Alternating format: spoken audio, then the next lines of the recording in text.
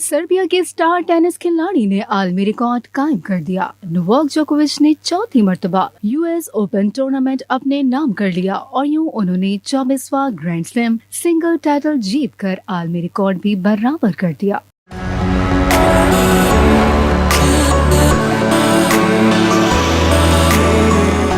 इससे पहले ये रिकॉर्ड मार्गरेट कोर्ट ने कायम किया था, जो कि 24 मर्तबा ग्रैंड स्लैम टाइटल जीतने का रिकॉर्ड था। नोवाक जोकोविच ने फाइनल में रूसी हरीफ डैनियल मेडवेडेव को 6-3, 7-6 और 6-3 से शिकस्त दी।